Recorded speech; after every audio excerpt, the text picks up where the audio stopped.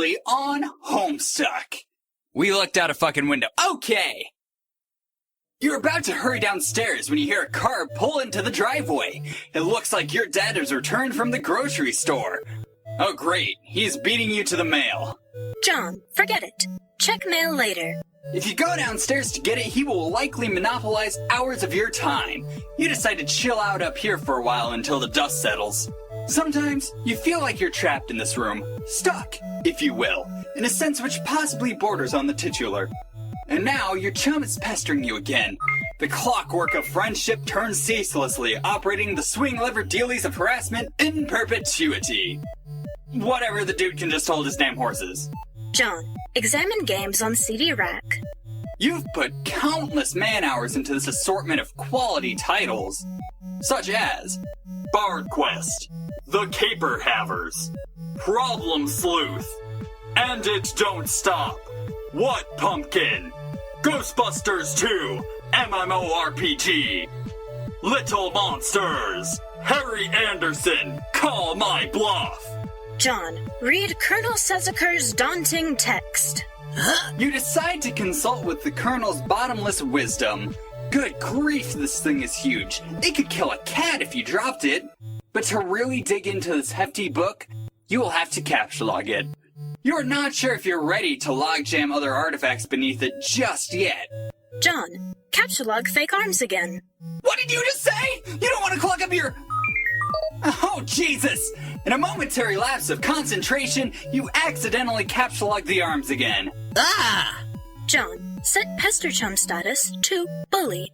You don't think the situation is quite dire enough to go all the way to rancorous, but you still feel the pester chum client should reflect your mood change in some way. This is frustrating. Bully will have to do, you guess. I guess that's how I feel. This, unsurprisingly, does nothing whatsoever. Oh, right. You forgot your chum is still pestering you. John, answer chum. Is it there? Please say yes. Maybe you can play with TT. She's been pestering me all day about it. She's macking on me so hard all the time. I start to feel embarrassed for her. I mean, not that I can blame her or anything. Yes, it is understandable because you're really attractive. I'm attracted to you. Thank you. Just joking. No, I don't have it yet. My dad has the mail, and I guess I have to go and get it from him to see if it's there. And I've been busy spending all afternoon shitting around with my stupid Siladex. It's so frustrating. What's your modus? What? How do you retrieve artifacts from it? Oh, like one at a time, I guess. And if I put too much in, something falls out. Stack!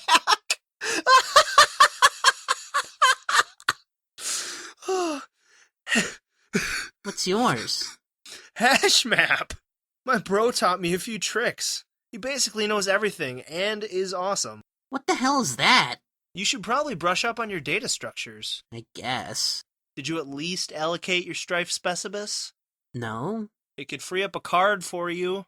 Plus let you attack stuff whenever things get too hot to handle. Which is never. What have you got? Well, I got a hammer. But it's trapped under some arms. Wow. You really suck at this, don't you? Just get rid of the arms and then allocate the hammer to the Specibus. How? I don't know. Just use the arms on any old thing and see if it works. John, combine fake arms with cake. You stick the fake arms in the cake on your bed. This definitely makes the cake at least 300% more hilarious. You're sure Colonel Sassacre would know the precise index of elevated hilarity. John, allocate hammer to Strife Specibus. Pizza cutter, bat, rolling pin, plunger. There's no way I'm gonna use that. You check the back of your Strife Specibus for the kind of stratus you have in mind for it. Ice pick, golf club. John, select hammer. Hammer. Here it is. Your Strife Specibus has been allocated with the Hammer kind Abstratus. Your hammer has been moved from your capture log deck to your Strife deck. John, report progress to TG. Okay, I did it. Hammer kind? Yeah. Okay, that will be the permanent allocation for your Specibus. I guess I should have mentioned that. Hope you like hammers, dude. Yeah, that's fine, I guess. Can't imagine it's going to be all that relevant. John, Capsulog Colonel's Big Book. Now that you've got some space in your Sylladex to work with, you figure you might as well start squandering it immediately. Ordinarily, this ridiculous book would be way too heavy to carry around in any practical way. You guess maybe this is one respect in which the cards present some convenience. John, examine Game Bro magazine. So, okay, Spurb is this game that a lot of cats seem hella pumped of, and this beta is sitting on my desk for review, so I'm like, yeah man, I'll write something, but I don't know, I'm like, so this is about houses or some noise? That's fine. I'm sure that's like fucking dynamite in a handbag for sunbrosis, but all I'm saying is, when do you get to thrash anything? When you're playing house or some shit, are you ever in jeopardy of getting mud on your doll's dress or whatever from busting out, and I quote, the mad stunts on wicked up-ins? Know what I'm saying, bro, yo ma? I didn't actually play the game, but I gave it 1.5 hats out of 5 hats to keep it real. At this point, I'd like to give a shout out to my boy Dennis, who was over the other day. We were gonna chill in front of the Dark Knight, and he was so psyched of it, y'all. So, this one time, he was leaning against the screen door, and the ship popped open, and the back deck was wet, and he slipped down the steps and broke his thumb on the lawn. It wasn't a long fall, but hey, I guess a thumb bone wasn't made for supporting the brunt of a huge useless tool against wet grass. We never did watch Dark Knight on a kind of Ron truck with his ball and candy as scared to the hospital. But it's cool. That's not though. My phone going off is not cool. But it's cool. I still got another watching me bro time with Wanda. Bro, no, Dennis was so wasted. I mean, damn. Get bro features. Spurb. Rating for Spurb. 1.5 hats out of 5 hats. John, Capsulog Game Bro. It might come in handy if you ever need something that burns easily. John, Capsulog Magician's Hat.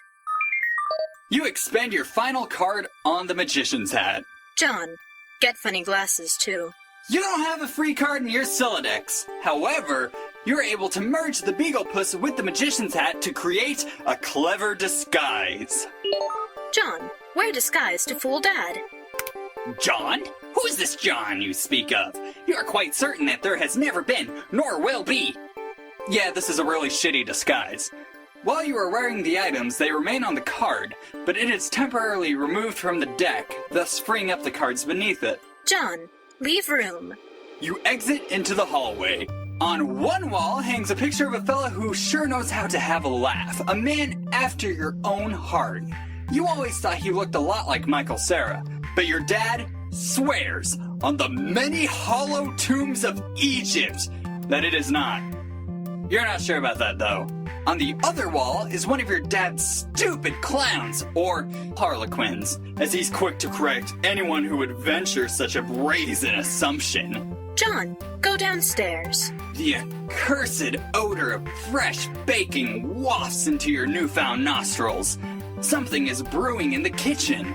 It must be the connivings of your fuck. Try again. It must be the connivings of your arch nemesis, Betty Crocker, and the rich, buttery aroma of her plot stinks to high heavens. This mission is gonna be more difficult than you imagined. John, admire harlequins. You check out the shelves full of fanciful harlequins. Look at this fucking garbage. You hate this stuff. Funny is funny, but your dad sure can be a real cornball. Sometimes at night, you pray for burglars. John, examine fireplace. A bright orange flame flickers in the fireplace. It doesn't matter that it's April and not terribly chilly outside. In a home, a fireplace needs a fire, because that's what a fireplace is for. A fire belongs in a fireplace, damn it, categorically at all times without exception. As domestic myth of unaccountable origin holds, a home borrows the spirit of a flame for as long as it makes a guest of it. Much as the moon takes liberty with the sun's rays. The moon's an errant thief, and her pale fire she snatches from the sun. Mark Twain. You are almost certain that Mark Twain said that. John, toss Gamebro into fire. It doesn't burn as quickly as you hoped. Each Gamebro magazine is guaranteed to be printed on 40% recycled asbestos. Big ups for Mother Earth, yo! Homie G, dog, bitch. Fuck. John, fondly regard cremation. You examine the sacred urn containing your departed Nana's ashes. When your father gives her portrait a wistful glance now and then, you can tell it brings back painful memories. A tall bookshelf, a ladder, an unabridged Colonel Sassacre's. He never wants to talk about it. John, topple urn. God damn it. You clumsily mishandle the sacred urn. Ash is everywhere. In retrospect, upon mulling cinematic tropes regarding ash-filled urns, this outcome was a virtual certainty. You'd probably clean it up before Dad finds it. John, combine father's pipe with clever disguise. You think now would be a good time to beef up your clever disguise. John, examine oversized gift. Champ, you can do anything if you put your mind to it. I believe in you. Contemplating what could be inside this package is sort of exciting, but it makes you a little nervous at the same time. John, open large present. Oh, hell no. John, capsulog ashes. First, you prop the Harlequin doll up on the couch. Having it in the middle of the floor sprawled out all akimbo like that struck you as unseemly. You capsulog the ashes to your available card. John, combine ashes with urn. You merge the sacred urn with the ashes. Most of the ashes back in the urn, but it's a total mess. Really, it probably would have been tighter if you just used a broom and dustpan. John, put urn back. No one will be the wiser. Sorry, Nana. Except maybe for people with eyes. John, go get fake arms. You just got another brilliant idea for something to do with those pointless arms. You pry them out of the cake and capsulog them. Looks like Pester Chum's acting up again. John, examine third and fourth walls of room.